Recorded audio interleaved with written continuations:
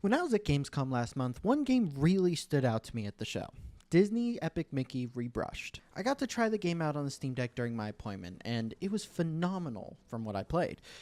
It made me extremely excited for the full release, and now that it's here, I can say I am definitely not disappointed.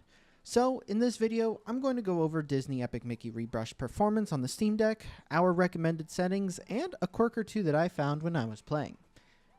If you want to see more videos like this, hit that like and subscribe button, and hit the notification bell to be notified as soon as our next video goes live. The game is also recorded on the Steam Deck directly, so you might have slightly better experience when you're playing it on your own.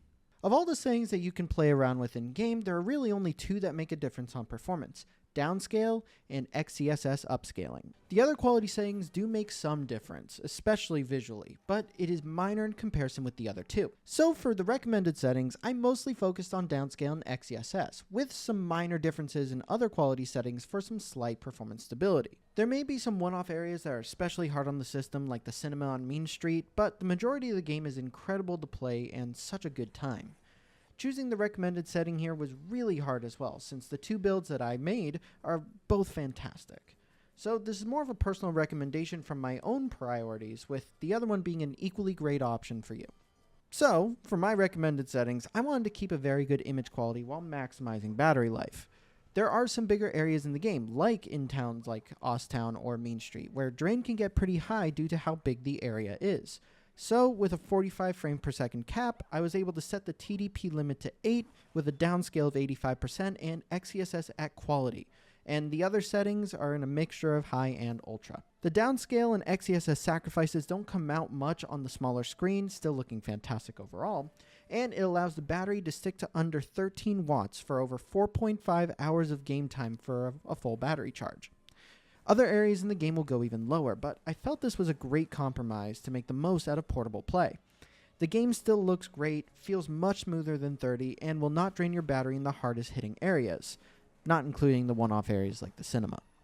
Then, we have the best quality and frame rate combination I could find. There were sacrifices trying to do full quality or frame rate alone, but there is a combination that works quite well. With a 55 frames per second lock and a downscale setting of 95%, we can keep everything at ultra, XeSS disabled, and stick to a stable frame rate. Some cutscenes will drop a little, but actual gameplay will stick to the 55 FPS mark. Most areas aren't super demanding, and will get around 13 watt battery drain, but the bigger areas like Main Street and Osstown will drain up to 20 watts, so there's no TDP limit to account for those. This is a great way to experience the game though, and if you are near an outlet, I don't see why you wouldn't just use this. I only prefer the recommended settings due to saving battery, but if you do not care, this is a great way to experience the game.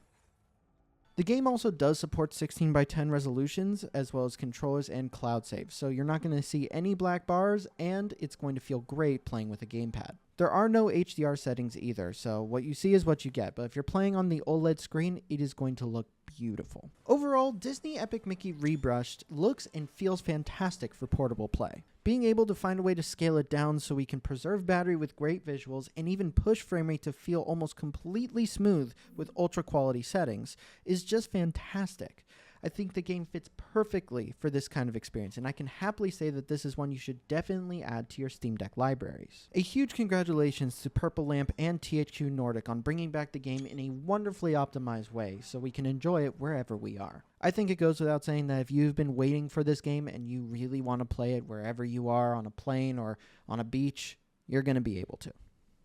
Thank you guys for watching. If you enjoyed this video, hit that like and subscribe button, and hit the notification bell to be notified as soon as our next video goes live. And a big thank you to all of our patrons. You guys are awesome. See you next time.